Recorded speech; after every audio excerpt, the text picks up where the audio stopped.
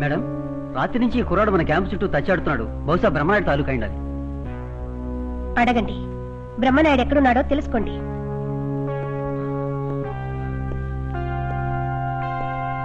చెప్పు, బ్రహ్మనాయుడు ఎక్కడో చెప్పు. నాకు తెలీదు. చెప్పు.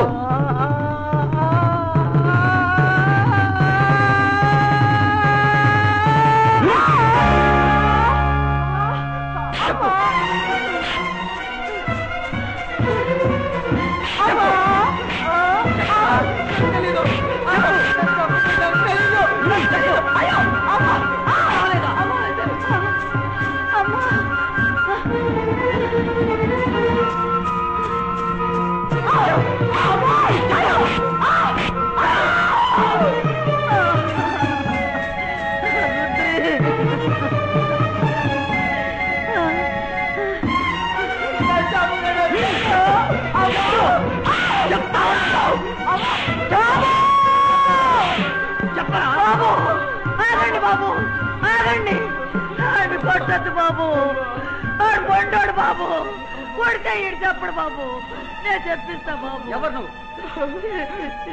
తల్లిని బాబు. ఇన్స్పెక్టర్, ఆమె కుదిలే.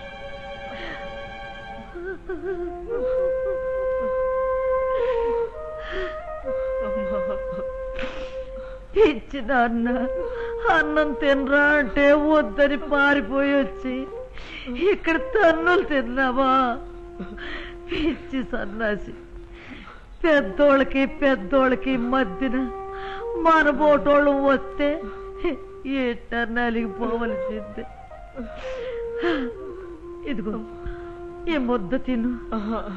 అయ్యా, బ్రహ్మనాయుడు ఎక్కడున్నాడు? నేను చెప్పను. చెప్పకపోతే పోన్లే అయ్యా. ఇదిగో చెప్పొద్దులే, ఈ ఒక్క ముద్ద తిను. మా బాబుగా నువ్వు తినకపోతే నేను ఎట్ట తింటానయ్యా? నువ్వు తింటే నేను తింటా.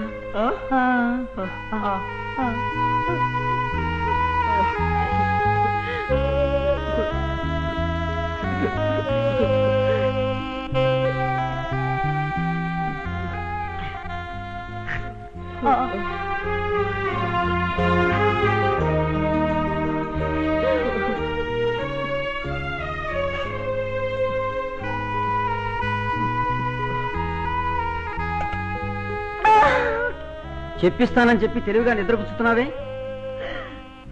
నిద్రపోయాడు బాబు, శాశ్వతంగా నిద్రపోయాడు. మీరు తన్నిన తన్నులు కాదు బాబు, నేను పెట్టిన అన్నం తిని చచ్చిపోయాడు. ఇది విషం కలిపిన అన్నం బాబు. బాబు, మీరంతా బెమ్మన్న ఆసుకి అంటున్నారు. ఈ కోణం మొత్తంలో చెట్టైనా పిట్టైనా ఇట సస్తదే కాని బెమ్మన్న గుట్టు మాత్రం చెప్పదు బాబు, చెప్పదు.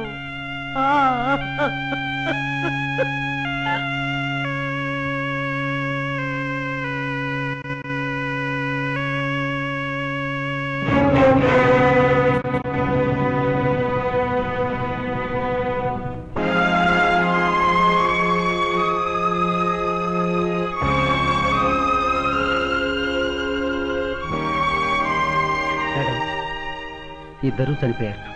తెలుసు, మనుషుల కోసం మనుషులు చావరు, దేవుడి కోసమే చస్తారు. బ్రహ్మనాయుడు దేవుడు. సామే,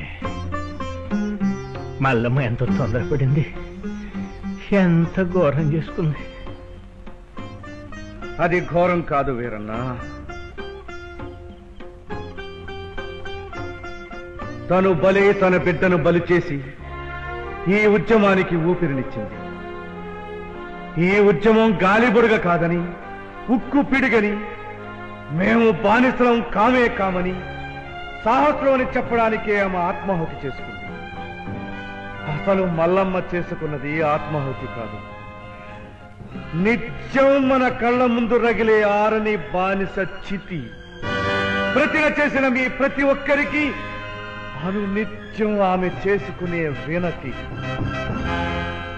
ఆమెకు నిజమైన ఆత్మశాంతి, ఈ బానిస జాతి విముక్తి, ఈ బానిస జాతి విముక్తి.